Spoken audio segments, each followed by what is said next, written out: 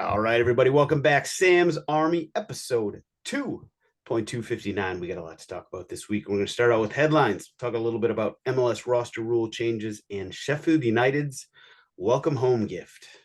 Weekly what if, Premier League silverware related. Now, the Premier League itself, we got to talk about Pep getting the upper hand. Will give Liverpool and Arsenal fans a little bit of time to express themselves, perhaps in not in very flowery language, actually. And then, of course, quickly, weekend preview, round the world, MLS Minute, US Champions League glazing. What a week in Champions League it was last week, and this week coming up looks to be just as good. Cannot wait. And then, of course, stoppage time. Ivan Toney's best bets and everybody's favorite segment, GOAWs. Now, time to welcome in this week's panel of beauties. We will start off with Mr. Mitchell Goulet, aka Overtime Mitch. Did you convince any ladies to swing by last night with your line about watching Nacho Monreal compilations? I did not, unfortunately. I tried it on a few too. I didn't just tweet it out. No, apparently that is not the best Hinge pickup line for some reason. But if that hits, ooh, it's gonna hit. We're gonna keep trying it, and I'll let you guys know about the success rate. I love it. I love it. I got to know more. How did you decide on Nacho Monreal, of all people, by the way? Because I was not pleased with our current left back's performance, and I was reminiscing of better times at that position. Fair enough. We'll get more into that in just a little bit. Last but never least, Tyler Terrens is back. Your question, based on your assignment again this week in Minnesota, how much input do you actually have into your, weekly game calling assignments, if any? Like 3%. And the only reason I say that is because if there's a situation where I have like an important family event or something, and it would just be more convenient and it would save the league money in a situation where like I might say, hey, like I have something going on down in like the South Carolina, Atlanta area. I'm going to be close to Atlanta United. If you could swing it, and like if it's possible, then fine. But if Atlanta's playing Inter Miami and Messi, then obviously my request is not going to be fulfilled. But it did get fulfilled in like a few weeks. So basically nothing. If they can accommodate me in a situation where it saves the money, they will. But that's about it. Fair enough. Fair. Have you gotten sick of Minneapolis at this point? You don't even know the half of it. I got like 8 more games there up until July 20th. Boy. All right. Well, listen, they're lovely people. Midwest nice. Shout out to it was gorgeous there on Saturday. I ran down to the Mississippi River across the way to like the North Loop area. It was gorgeous. I enjoyed it, but it's probably going to be snowing the next time I go there in 2 weeks. So that is absolutely possible in April and even May. So yeah, bring your rain boots or snow boots. Okay, let's head to headlines. So this week, not a lot of sort of big news events, strangely enough, but one of the two that I wrote down, MLS roster rules. So this was sort of a lot of talk, a lot of chatter on the interwebs, on Twitter anyway, last week. Paul Tenorio, I think Tom Bogert, they had a story out on it. Tyler, walk us through what do we need to know about this? All right, so I know a lot of people have sort of been like just, I think, tangentially upset, and like if they're going to be upset and they're going to take to the streets of social media, then they're just gonna be like, oh, I can't believe there weren't more rule changes when they had that big owners meeting that was going on during MLS Cup in December. But the big thing to know is that, what was it, a fourth U22 that's potentially going to be available, and there are a couple of changes here. Can you stop it real quick? I just don't have it pulled up. I thought you had it on the headlines.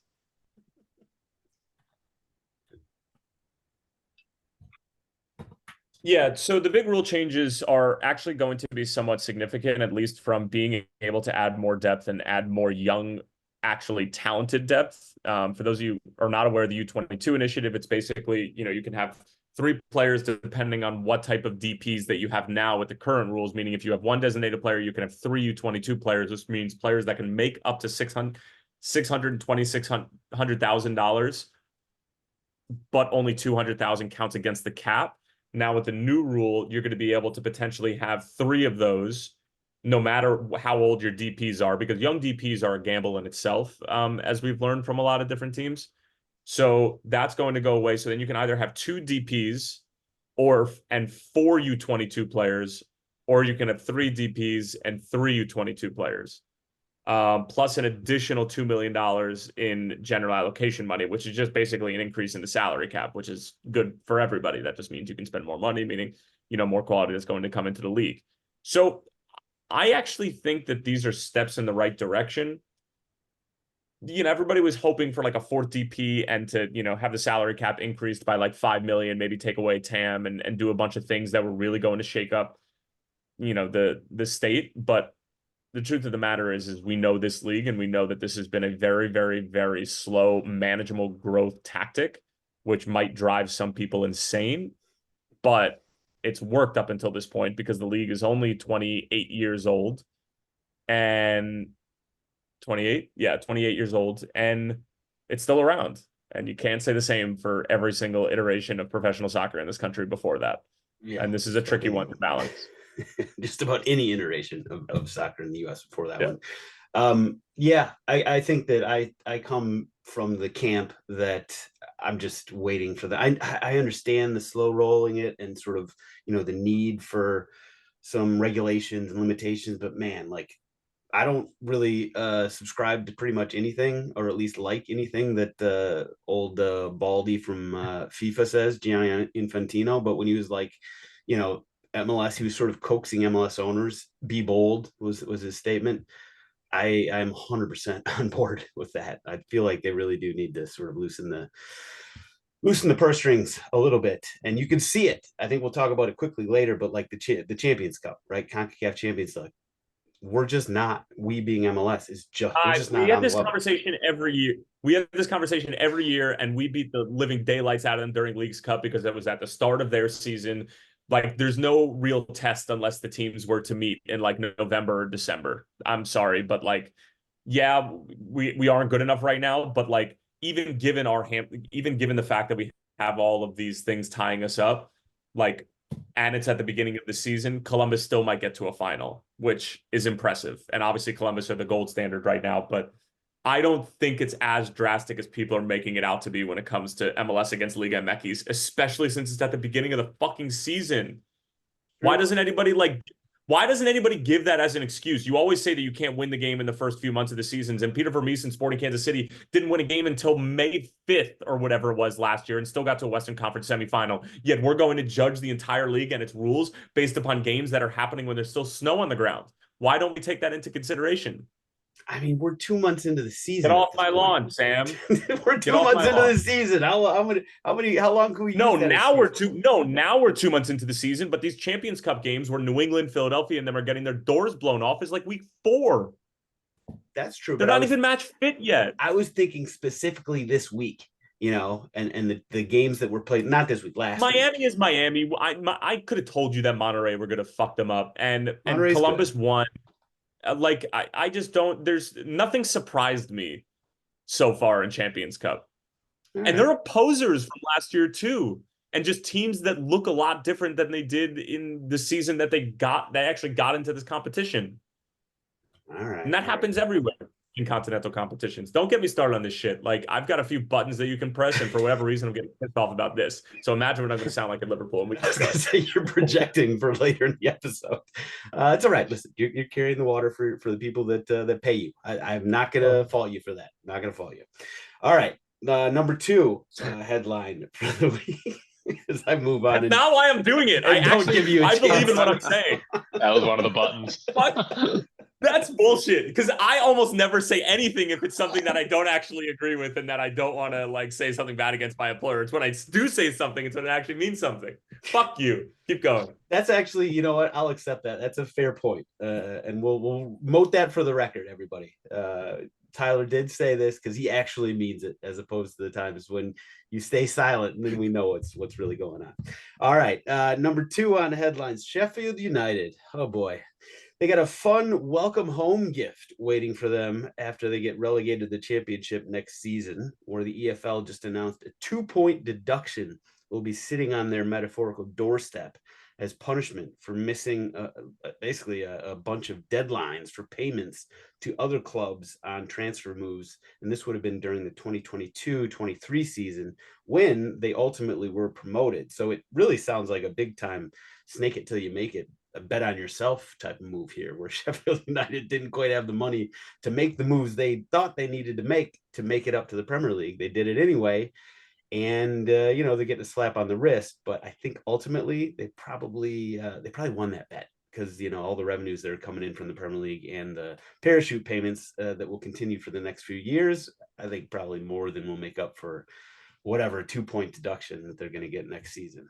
I don't know. Anyway, there's a lot of other point deductions. If we go into all it, like Leicester City just found out some kind of good news. The EFL is not going to, you know, assign them a points deduction for things that they did in the Premier League. So that'll be waiting for them next season if they make it up to the Premier League.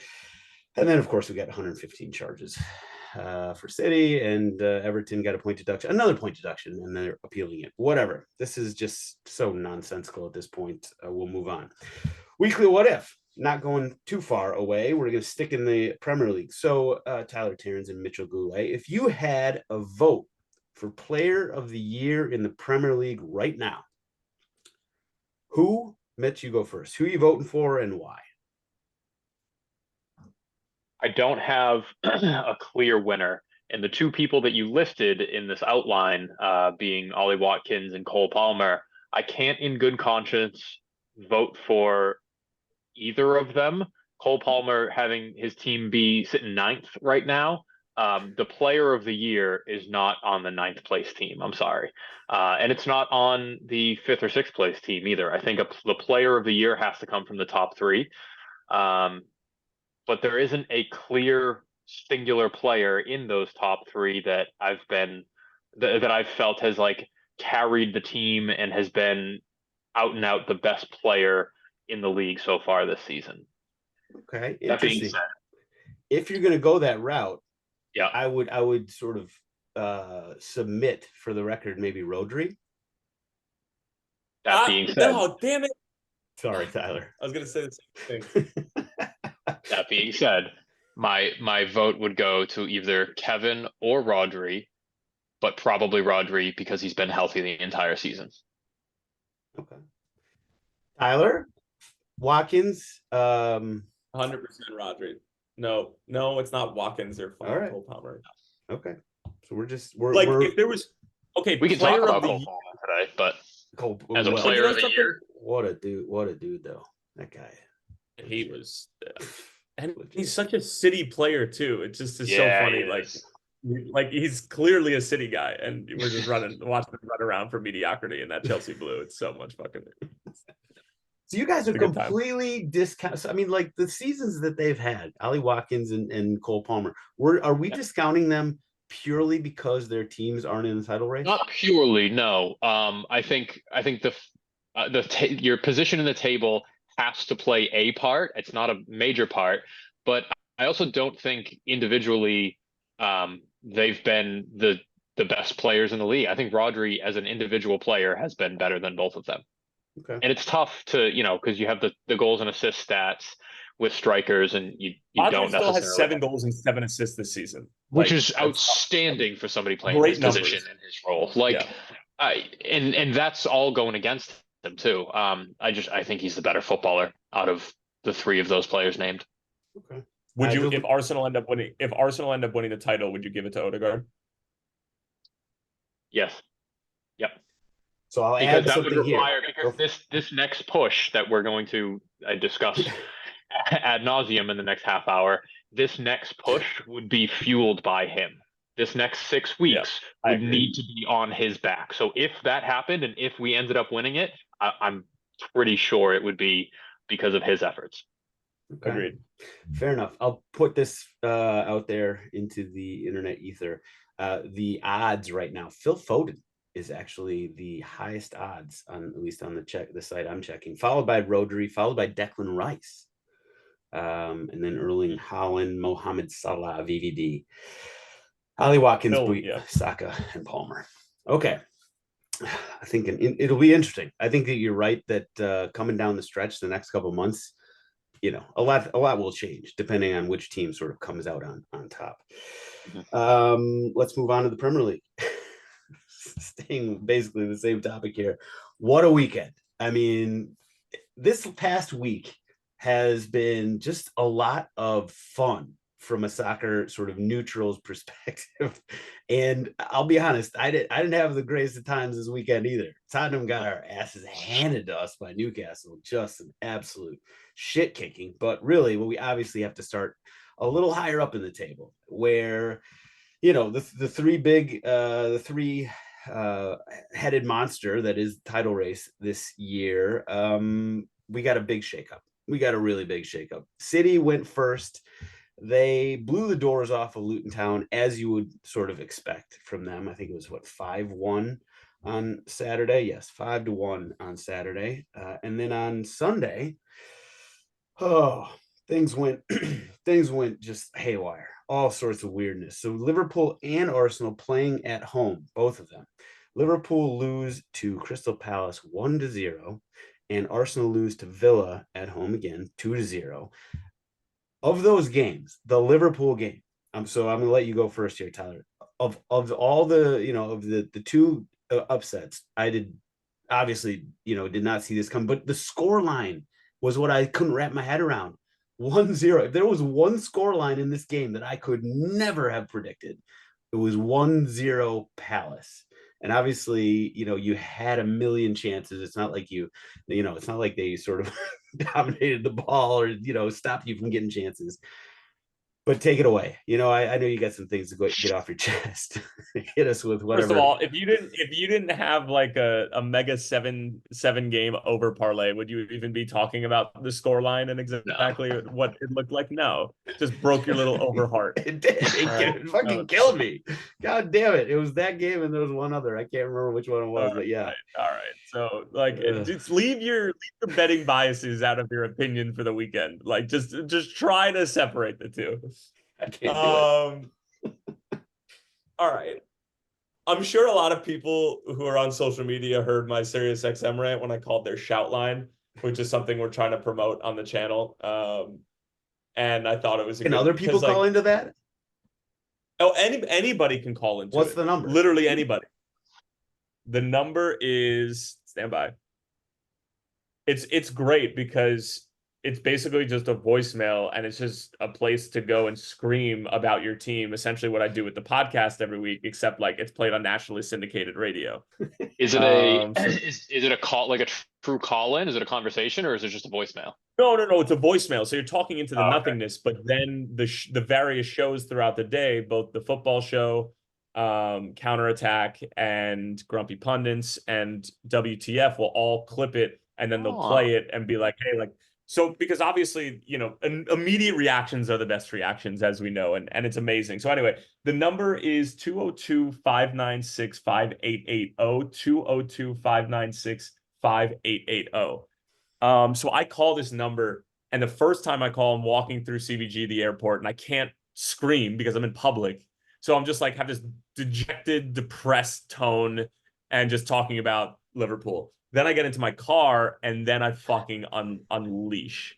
I don't know if I have another rant like that in me, and I just my body can't take it anymore. But like, the one thing I won't fucking stand for is people who are Liverpool fans or of other teams, and they're like, you should be grateful that you're in this position, and given the turnover from last year, you should just be thankful you're in the title race. And some people might even say it about Arsenal too, Mitchell. Well, they'll be like, you know what, given how young Arsenal are, they're lucky to be chasing it with City. And I would have said that last year, and I did. This is different for both of those teams, especially Liverpool. We don't get to change the narrative because the team that we support suddenly looks different down the stretch. It's not be grateful for what you have situation. Fuck you. My team's not performing how they performed for the previous 6 months, and I'm going to be pissed off about it because I hold them to a high standard. You can't tell me to just be like, oh, well, Diaz and Nunez, do you really expect all that much? And Gakpo, fuck you. We've gotten to this point with 6 games left where we had the title to win. 7 games left, excuse me. Like, why am I all of a sudden changing the narrative and changing my expectations when a title was literally in our hands to lose? Why would I do that? And we're pressing. We look like babies right now. Atalanta, Man U twice, and now this bullshit against Crystal Palace, like 1-0 at home. I mean, the scoreline, yeah, like I know you're upset about your bet, but like at the end of the day, we got fucking shut out at Anfield by Crystal Palace. And they did play a really good fucking game, but we should have scored 9 goals. Remember how I said I didn't have another rant in me? That was a diet rant. Your finishing was atrocious. Your decibel level got too high, so I think it was good. Hopefully your body didn't overmodulate. Yeah. I want to credit Palace and how they played that game. Their goal they were incredible. Scored was really, really well worked. It was a beautiful goal. And then they defended really, really bravely. I think you guys had a ton of chances, they didn't have a ton of chances, but you guys had chances, as did we on the week, and we'll dive into that later. But I think that was one of the better Palace games I've ever seen. They were outstanding. Dude, I only saw the first half. I had to check the score on FOTMob after I turned off my airplane mode like a fucking chump. So that's how my heart just sank into my testicles while I was that's the worst. You can't even. It's just an instant loading. Oh, yeah, bad. I'm hoping to see a 2 because I turned it off and it was 1-0, and I was like, just please to show me Nunez 90 plus 11. He looked lost out there.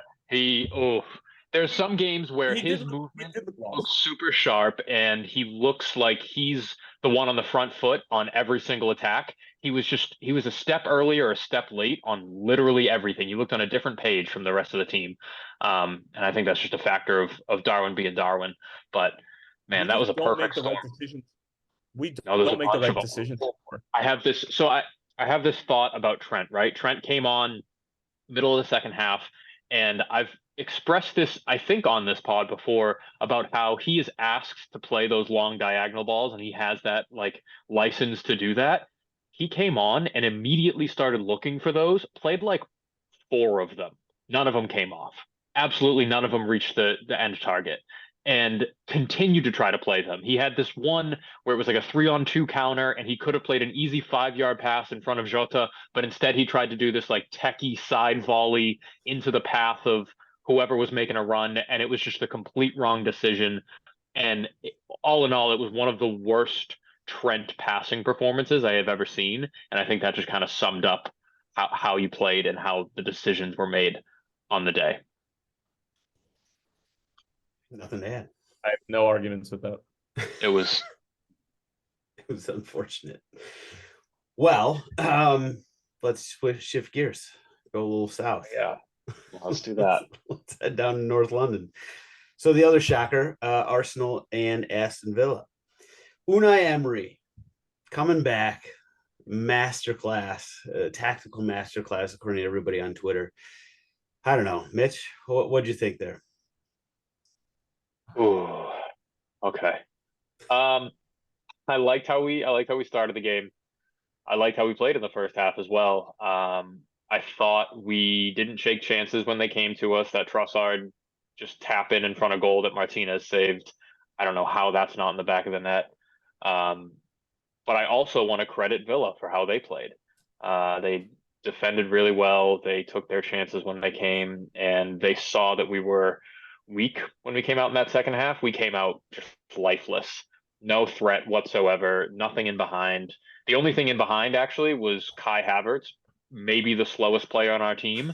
We put him in behind 3 or 4 times, and he's just not the kind of player that's going to take 3 touches and beat the keeper in a one-on-one. He had those opportunities, but he just didn't capitalize on them because that's not his game.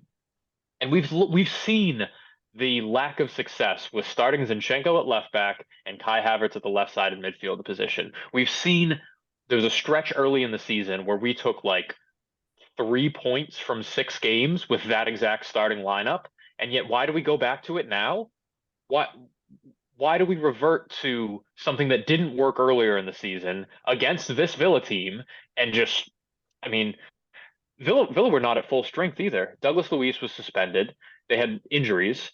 But they still look like the more confident team in our own backyard. It was a game that was beyond frustrating to watch, especially on the heels of that Liverpool game. I had some emotional momentum with that too. I was on a train back from Boston for both of these games, and I had so much emotional momentum after that Liverpool game that I was like, "Oh, I'm fired the fuck up. We're going to beat the bag out of Villa. It's going to be a 4-1 final. We're going to roll into the midweek game. We're going to have confidence high for Bayern. But now we need this midweek to save our season, to make it worth it." And that's a pretty jarring realization to come to on Sunday night and Monday morning, to look at the schedule now and to think, okay, Premier League title's a long shot. I'm not going to rule it out now because that's hugely irresponsible to give a title 6 weeks left in the season, but it's a long shot and we can only control what we can control. And right now, that is this midweek game against Bayern, and that is going to define our season. So when on Saturday, it felt like the world was at our fingertips and we had two competitions that we were really, really in the running for. Now, it feels like we are grasping at straws to save some semblance of success this season. Overall, I'm defeated. I am cautiously optimistic, but I'm not optimistic. That's the wrong word. I don't think you are. No, I'm not optimistic. You say it's not responsible, but like we all know what's going to happen. I mean, City's gonna win. You mean? Yeah, of course. City have dropped I more would have points been fine away having this season than the last three. I'm City do fine to not. give them the guard of honor. I'm fine to give them the guard of honor this weekekend. I'm Okay, you with do that from third place. You do that. You sit down there and do because that. the goal differential. Yeah, you know something. You can go ahead. You can sit there and do that. I'm not going to as if you're 5 points City clear. their title 6 weeks left in the season. Go ahead. You're delusional. I've been through this like 9 times. I've been through this 9 times already. Okay, you did it once last year. I'm delusional. This isn't my first season watching Premier League football. I'm aware of what Pep Guardiola's City are capable of. I'm just saying I'm choosing to not award them the title with 6 weeks left in the season. And Sorry. I'm choosing to live. I'm choosing to just pre-grieve. That's what I'm choosing to do. You live in that negative reality of yours, and you can. But it is a reality. It is a reality. We do need to remember that. Don't talk from your ivory tower like you're 5 points clear of us right now either. Fucking couple of goal differential games against Burnley. Suck my wiener. I'm loving this conversation. You guys are so mad. You're so mad at City, and you're taking it out on each other right now. It's a beautiful thing being down in 5th place with absolutely no hope at all. Plot twist. They get deducted 4 points on May 7th. Yeah, right. For one of their charges. For just one of them. See, that's what I would like to see. If we're gonna do mid-season point deductions, let's go one at a time. Let's go one at a time. As soon as you come to a verdict on one of the 115 charges, knock them down 3. That's what we're doing with the rest of the league. Let's go one at a time. That's true. Thank God they didn't do that last year, because you guys, it might be a different situation right now. Yep. Oh God. All right. So basically, Tyler, whether it's okay, we'll knock that out. We'll talk to Dalton. So for oh goodness. For the run in here, just quickly, Tyler, are you submitting to City? And you really are. Did you mean it? You give him the guard of honor? I mean it. I believe him. And Mitch is still holding out hope. That's no fun. Tottenham are only thing worth playing for this season, other than hopefully getting Champions League, is Ted Lasso was wrong. The hope does kill you. to be the decider, the kingmaker of this title race. Okay, what else we got going on this weekend? A couple things. Forest Wolves, actually a very fun game to watch. The big talking point, of course, Gio Reyna finally made not just the 18, he made the starting 11. First start. And he played well. I mean, he was actually, I can't, it'll take me a minute to find Nuno's quote, but actually I found it already. So Nuno's quote, I believe this is this morning as opposed to after the game. Nuno Espirito Santo on Gio Reyna. He played good. He gave us good possession. He had good situations, good passing and finishing. He is a good option for us and different to what we have normally. He did okay. Good. Finish it up with he did okay. All right, Nuno. That's great. That's fantastic. Champion of adjectives that man is. Jeez. Oh goodness. Point being, he notched an assist on a corner. He played well. He basically did what all American fans or fanboys, whether there's a difference, who knows, have been saying he can and would do for Forest if Nuno gives him a chance. So Nuno gave him a chance and he played well. I guess we'll see if that continues on to next week, or Nuno just goes back to his normal thing and doesn't even play him doesn't even name him on the 18. But it was great to see. Reyna is a difference maker. You can get him on the goddamn field. Not Chelsea. We'll get to that in a second. Burnley, Brighton, just an absolutely brutal goalkeeping error in this game. Burnley was up 1-0 on Brighton. They need points. They're desperate for points at this point in the season.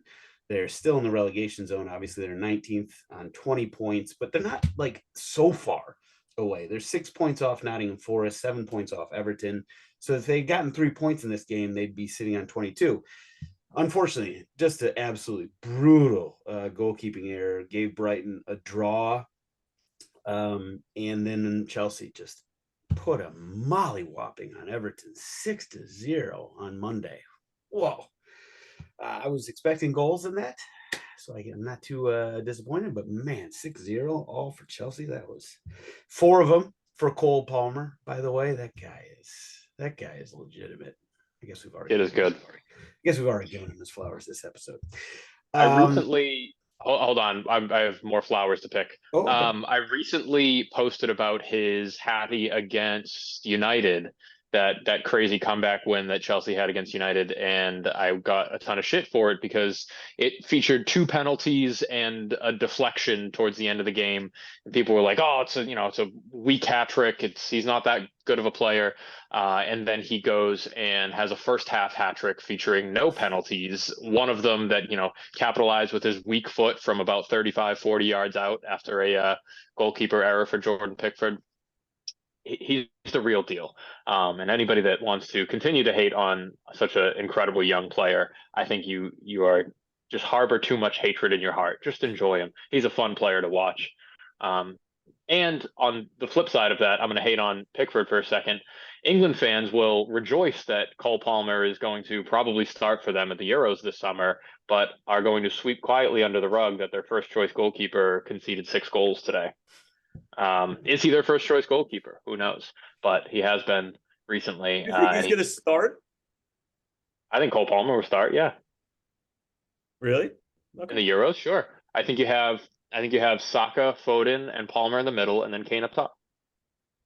They got so much. Declan Rice and Jude at double sixes. They got a lot of talent. Mason Mount. No. Is this No, 2019? Thank you for asking, but no. but it could be like a Harry Maguire with England situation, like dog shit with United, but like lights out with the national team. It could be. And we know Southgate loves to shake up his choice, but if I had to pick a starting 11, Cole Palmer's in it. I don't know if he's going to start game 1. It might be something where he like wins the starting spot and comes on as the best player, and like England fans are losing their mind when it's 0-0 against whoever it is in the first game. Oh, and then I can see the story being written right now. Yep. And then bring him on in the 60th, and he scores in the 82nd. Yep. All right, let's move on. We're skipping power rankings this week. No time. Abbreviated weekend preview because we have FA Cup, the semifinals scheduled this week. Just a couple of games to talk to.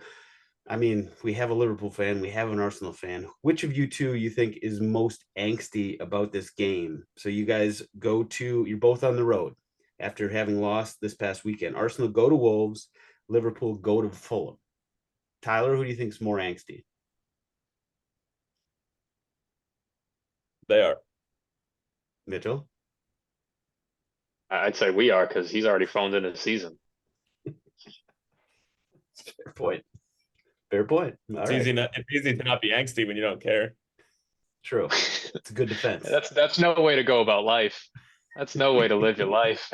You've known me long enough, Mitch, that you know that that's actually not how I feel. But True. in No, I this know. in this pretend negative reality where City are already hosting the trophy with the light blue ribbons. Yeah, I'm not angsty at all. Doesn't matter. Also, I'll throw in the Champions League stuff for as to why you guys like. I feel like there's more.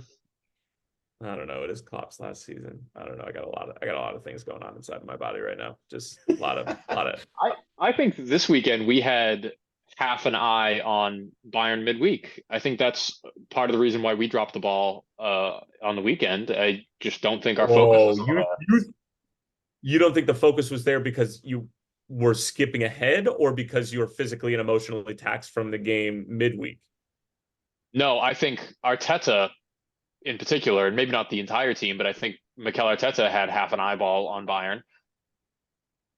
Does that upcoming game, not this past 1-1 drop, but this upcoming game. I think the maybe nobody was going to say it, but the general attitude in the club is that like, hey, we're going to take care of business against Villa at home this weekend, and then we're going to roll into Bayern, forces, full force and guns blazing. But obviously didn't happen. Not like that. Not like that. We'll get to that game in just a second. Quickly, other games this weekend. Everton Forest is a very big one at the bottom of the table. Though both those teams, albeit aided by points deductions, are sort of fighting to stay ahead of Luton Town right now. And they are not. So Nottingham Forest 1 point ahead and Everton 2 points ahead, although Everton has a game in hand. So that's a big one at the bottom of the table. Hopefully we'll see Gio Reyna in it. Quickly on FA Cup, do you see even? So we got these are the semifinals. We have City hosting Chelsea and Coventry hosting United. Either one of you guys see any upsets in that? No. Cole Palmer game goal against City, 89th minute. Wow. City's out. I love it. Trouble's dead. All right, love it. We'll move on to round the world. First, before we get to the incredible week that was and the week ahead that is Champions League, let's do everybody's second favorite segment, MLS Hit It and Quit It Minute with the Minute Man himself, Tyler Terrens. You got it in you, big man? Let's get it. Let's do it. All right, let's start in the Pacific Northwest. Portland hosting LAFC. Maxime Crepeau against his former side gets a red card, but Portland still find a way to get a 2-2 draw against LAFC, who are on the backs of 3 points against LA Galaxy and El Tráfico. DC United playing host to Orlando City. Good matchup here between Troy Lesane and Oscar Pareja. Duncan Maguire, when the game was at 2-2, scored a late goal in stoppage time and wins it for Orlando City 3-2. Good win for the Lions on the road. And how about Toronto FC after a great start and conceding very few goals? They give up 3 this time to Charlotte, and they also get a red card in the process. Kevin Long receiving that card, and Charlotte going to win 3-2. Dean Smith off to a great start in the Bank of America Stadium. Montreal, they played 6 games on the road to start this season, and then their home opener, which came on April 13th against the Supporter Shield winners from a year ago, and they win 2-1. Montreal also off to a very fine start, given the fact that probably most people have had them picked to finish bottom Eastern Conference. Red Bulls in Chicago played to a 0-0 draw, despite the fact that Reyes gets sent off, I believe, late in the first half, if not early in the second. And Chicago just cannot find the back of the net. Chris Brady actually had to make a big save in order to keep it 0-0. NYCFC 2-0 winners over Caleb Porter. It's another loss, and the Revs are just riding the struggle bus from here to all the way to Kalamazoo. FC Dallas 0-0 against the Seattle Sounders in Texas. Minnesota United lose their first game at home this year at Allianz. Houston Dynamo get battered in the second half. Minnesota scored their equalizer after an own goal got things started for Houston. And then Sebastian Kowalczyk nutmegged the kid making his debut from Indiana, super draft pick, and then just unloaded with a banger, top bins on Dane St. Clair. 2-1's the final score for Ben Olsen and company. Off to a great start as well. Sporting Kansas City at home, piss away not 1, but 2 different leads. Or excuse me, no, pissed away 1 lead. Eric Tommy with the opening goal, and then Messi just disgusting slip ball through for Diego Gomez. On top of the fact of, the banger is just go watch it and do things to yourself.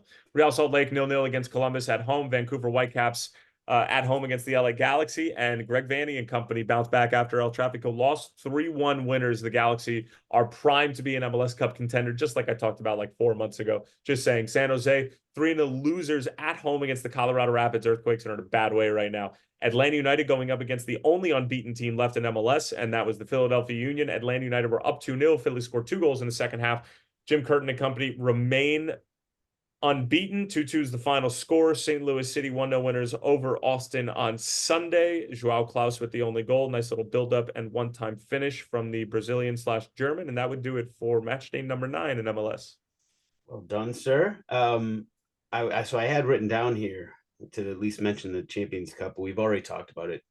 The Columbus Crew is the only MLS team that moved on. Tyler gave us some rationale for why it's not so embarrassing that happened. We'll move on to the Champions League. What a week last week was. I mean, the first legs of the quarterfinals, I know we've been talking a lot of shit about like Champions League, or the fact UEFA got rid of the away goals, and was that sort of hampering sort of excitement in the first legs? Oh boy. I guess we can stop talking about that now, because those games last weekend were incredible. All four of them went over, by the way, so maybe I'm a little biased on that. Anyway, so we move on into the second legs this week, where we've got Atletico and Dortmund on Tuesday. That's Atletico heading to Dortmund up 2-1. We have PSG heading to Barcelona down 2-3.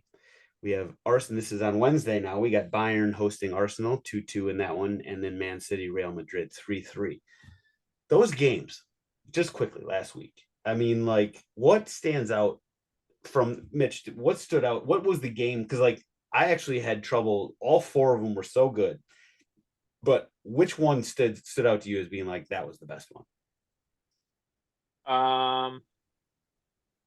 For the neutral, Dortmund and Atletico. I think that was the most exciting. I think that was like the most open of the games. I think the goals were the best in that. And I'm not trying to just like push down my Arsenal disappointment. I genuinely think that was like a really, really fun game to watch. And I think the second leg of that is also going to be very fun.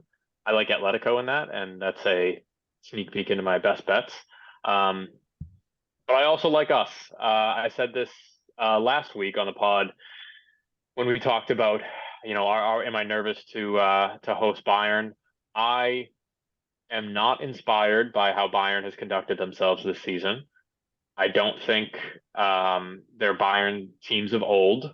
I realize now this is the only thing they have to play for, so they're going to, kind of throw everything they have at it, but that's to be expected. And I don't know, I back us. I think we're going to bounce back from this week, and this is me being, the small amount of cautious optimism that I've spoken about, but I just think we're going to bounce back. I really like us this week. Okay. I mean, it's interesting because you're both coming off of sort of emotional weekends, both of which were sort of deflating, right? So Bayern watched Bayer Leverkusen win their first ever Bundesliga title, first in their 119-year history. And that snaps Bayern's 11-season winning streak. So Bayern's coming off of that. And then you guys, obviously, we've talked all about the loss to Aston Villa. So it'll be interesting to see which team, is ready, willing, and able to actually bounce back. I think it'll be telling, in fact, which team is. I actually, if I was going to say one of the two teams, I would say Arsenal. I actually would go along with you. I think Bayern, so we're taking off my hatred for Arsenal. I think Bayern, it's weird. They're in a weird spot. They got a coach that isn't coming back. They just haven't felt like a very cohesive team all season. This Bayern team just obviously doesn't sort of give you much confidence. Whereas Arsenal, like you guys have shown, you can bounce back in situations like this. So I would actually back you as well. I was interestingly enough, the game that came to mind as the most interesting, most entertaining for me was the Real Madrid Man City game. And yes, that's, they had the most goals. It was also because I kind of had the lowest expectations for that one. I was You thought it thinking, was going to be a yeah, 1-0, 1-1 game? Yeah. I did. I thought they were going to kind of play it safe and, not necessarily just go toe to toe. Wow, they were. And then some of the goals in that game, by the way, Valverde, Foden. I mean, man, there were some Crazy. incredible goals. This week, okay, so you got Bayern. You like Arsenal? Actually, I kind of like Arsenal too against Bayern. What of the 4 games are you most interested in, Tyler? City Madrid, because it was, to me, it was the most entertaining, and like it was so cool to just see two coaches who, have everything to lose going into that game, probably the final that we all hope for. And they both just said, fuck it. I don't give a rat's ass how you guys play, even though you're arguably one of the best teams in the world, literally talking about each other. And they just went out and throwing haymakers. And I hope that they do that in the second leg too. I was going to Because say, do you think they will? Do you think that? I do. Well, I mean, like, why not at this point? Like, it's Yeah. just going to be one of those ones where like Madrid could have won that game. City could have won that game. I think City will feel great about a 3-3 draw at the Bernabeu. I actually think this sets up better for City, better for Madrid, because City are probably going to have more of the ball at home, and it's going to be more opportunities to counter for Madrid. And I just think that I think that Madrid are going to get through. But it was so much fun to watch. I literally was just like standing up for two teams I don't care about, and just because it was insanity. It was awesome. I mean, in the game we haven't even talked about, Barcelona hosting, or it was Barcelona visiting PSG. Yeah, that second half was unhinged too. That second half was incredible. All 4 of those games were amazing. If we can get like one as good as those 4, I'll be happy. But now my expectations are a lot higher. So I guess we'll see. Quickly though, on the midweek, Tyler, what are your thoughts on Liverpool? Going, I believe you're going to Atalanta down 0-3, and after having lost at the weekend, are you saying sort of put your chips on the table, fucking go all in and try and get back in this game, or what are your thoughts there? Of course. What do we have to lose? Yeah, you can't get any lower than you are right now. All right. Like, I mean, if we get a goal in the first 5 minutes, like we did against Barcelona, like, game on. It's as simple as that. I mean, granted, we had Anfield behind us and the most juiced night that the Merseyside has ever seen, but like, why not? Just go for it. Who the fuck cares? It's Europa League. Like, okay. Do you think you can do it? Yeah. Do you think you will do it? We can. Of course you can do it. Do you think you will do it? No. Oh, I couldn't believe it because I was watching the game on Thursday. I was like, okay, there's 1 goal. That's a little weird. There's 2 goals. What the heck? And then the third one, I was like, what? Keller, that was the first time Kelleher looked like a backup keeper. That was bad. It's been a while. Yes. It's been a while. Which is actually, credit to him. The fact that he stepped in and played as well as he has consistently since, Allison went down is actually it's impressive. Anything else from around the world? We already talked about Bayer Leverkusen winning their first Bundesliga. Shout out to them. Their season just incredible. Xabi Alonso. What if they continue with the trajectory that they're going on right now, unbeaten, and they win Europa, and they win out, or maybe a draw here and there sprinkled, but if they win out throughout the league, is that the best footballing season in Europe ever? Oh man, that's tough since they didn't even play in Champions League. I don't know. I don't know if I can give them to them. I don't know if I can give it to them. I don't know. But they have a points total and a results list that even the great Bayern teams, even those 11 in a row, even those Bayern teams couldn't match. Those Bayern teams didn't go undefeated. Those Bayern teams did not. If it was Conference League, I would probably side with you, Sam. But Europa League, as much as I poo-poo on it, even though my team's in it, there's still some pretty damn there's good teams. Definite quality, no doubt. I'm not trying to totally shit on Europa. Europa has some serious quality. I mean, just look at the teams that are in there. But are you saying any treble, even that has 5 or 6 losses, that includes Champions League over Europa League, is better than any unbeaten season for Europa League? That's basically what you're saying. I wouldn't say any, but I'm just sort of, gosh, it's tough. But to come up And with we a can reassess specific. this if it happens. Yeah, but it's a good question, a valid question. I guess what I'm sort of thinking or sort of saying out loud while thinking it is that I just think that it'll be looked at with an asterisk no matter what. And so if you're thinking of like the best season ever, you never want to have an asterisk. And I think there isn't, if there Well, is is it an an asterisk, asterisk? You can only win the games that you're competing in. They're Yeah, not competing. I don't think You it's an know. asterisk. I think it's just simply a conversation for debate. Like, Right. because these competitions exist and because one of them is deemed better than the other, but they clearly were a Champions League worthy team this year. Right? Like, yeah, so definitely. I don't think it's an asterisk. I simply think it's a comparison. And Yeah. like, If they go undefeated and if they, and nobody else has done that. No. Nobody else has done that. I know, but they didn't play the best team. Like, first of all, I know Because there's going to be a lot of but a EPL team, snobs saying, well, first of all, you're playing in the Farmers League. I'm not saying that. I'm not saying that. But if you are in your Europa League, you're playing some top competition, but you're not playing the top. You're playing, the West Hams. agreed. You Agreed. However, if there was a previous team who had won the treble undefeated, I would say fine, because it's already been done before, but they're going to be the first to do it. It's hugely impressive. And I think if they do actually do it, we should have a legit conversation about it. Mm-hmm. It's a good question, Mitch. But it's time to put a bow on this episode. So we will head to stoppage time, where we always start. Ivan Toney's best bets. First of all, I have a big fat mea culpa. I apologize to the people. I was so excited about that pick on Sunday with Victoria Pilsen and Slavia Prague, and I was wrong. I was just dead wrong. It was 1-0. I thought the game was going to get going. Victoria Pilsen scored in like the 60th, and I thought that was going to basically force Slavia Prague to come out and play. The goal got chalked off. My heart sank into my testicles. As Tyler said earlier, it sucked. And it went on to a 1-0 game. It sucked. So we still went 3 for 2 or 3 for 5, 3 and 2 on the week. So still, kind of a wishy-washy W on the week, but still not the big fat win that I was looking for. So we're going to try and get back on the train this week. And we will start and again, 5-a-side, overtrain, one a day, start on Wednesday, Bayern and Arsenal. I think that game has goals, and I think they're both going to score. And who knows where it ends up, but I think it at least ends up 2-1, 2-2, that sort of result. So that's Bayern, Arsenal in Champions League. Thursday, we're going to go Lille and Aston Villa in Europa.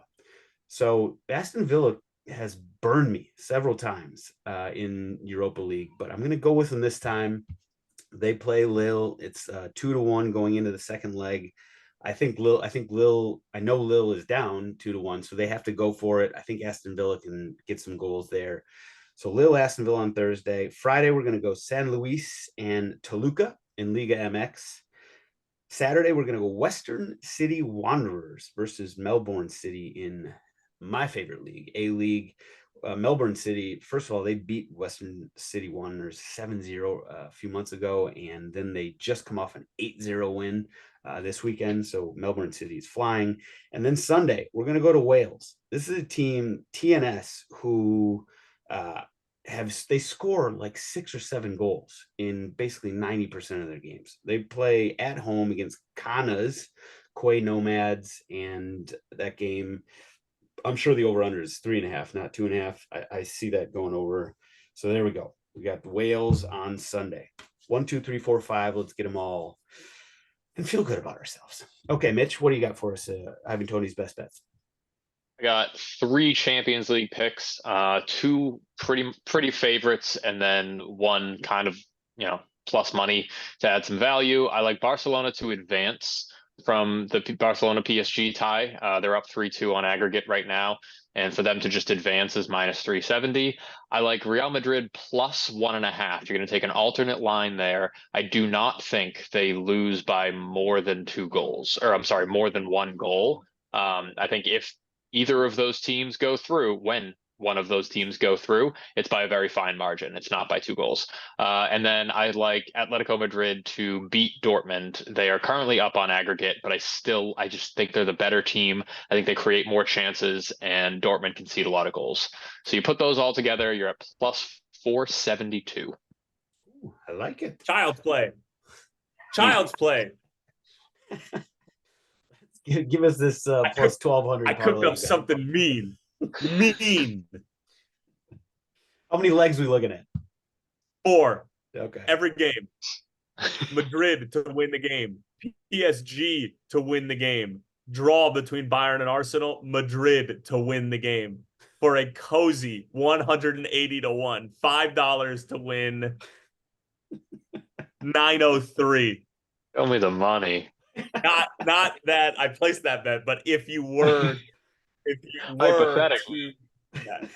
Both of us actually have Arsenal. Both of us, me and Mitch, have Arsenal going through. Do you have? You said draw in that Arsenal Bayern game. Who you got going through? Draw for the game. I didn't bet on who got through. No, I know, but who do you think is going to go through? If it gets to Pens, Arsenal. If it gets to Pens, Arsenal will go through. All right. Everybody's favorite segment, go is time, boys and girls. I'm excited. I've got so many written down. I hope you guys take some of these off my list. Tyler, hit us with it. I know you got date night. Newcastle, and I'm sure this is on your list for what they did for the deaf people who are in the crowd. Something new that they're using this year, where they have jerseys that vibrate as the action starts to build up and eventually a score for the home team. So it allows them to feel closer to the game, obviously not being able to enjoy what I believe to be the best part of our sport, which is the roar of a crowd after a goal, that beautiful synchronicity of that one right there. I don't know if there's anything else that gets my blood flowing like that. And they get to experience that the best way that they can with some vibrations. And I think it was Byrne who did the celebration in honor of them as well. So it was just a very wholesome game, and the big win over Spurs. I have to throw it in there. You guys look like shit. But yeah, just good stuff from Newcastle overall. That was good. It was a good shout. The cynic in me sort of immediately was like, oh, they're just trying to get some good PR because of all the bad PR and all that. But it doesn't matter. I mean, it's still a cool move and well done. And they just fucking rocked our world. I'm glad we didn't talk about it. I'm glad you guys didn't force me to talk about it. The team was just terrible. The team being Tottenham, and we're just not a complete team. So shout out to Newcastle. They were just better on the day. Mitch, what do you got for us? I did notice how we kind of just glossed over that result. Glad we brought it up in a little bit though. It's a good shout, Tyler. I also saw that Newcastle did something with Anthony Gordon and Bruno Guimaraes that met a couple of kids that had sensory issues, and that was just a super heartwarming video. So shout out to everybody involved with that project. They're doing good stuff. My first one is Granit Xhaka for obvious reasons. Feels like I'm sending my son off to college and seeing him blossom and get laid for the first time or something. I don't know. I love seeing the success. I was not on board with hatred towards him when we had him at the club. There was so much animosity towards him, and he shouldered a ton of it because he was there for the rebuild. He was there during the good moments and the bad. We saw him grow as a player, and by the end of his time at the club, I think most of us had kind of come around to what a special talent and what a just kind of passionate player he was. I thought he worked really well in the side. It was tough to see him go, but I'm really happy for him that they've won over at Bayer Leverkusen. That's just, there's so many cool storylines from that. Florian Wirtz's first career hat trick came on that last match day, or not last match day, but the one that they won it. Jeremy Frimpong, who I've met on a couple occasions, is just such a good dude. Just the fastest motherfucker you've ever seen in your life. I had a foot race with him. He toasted me.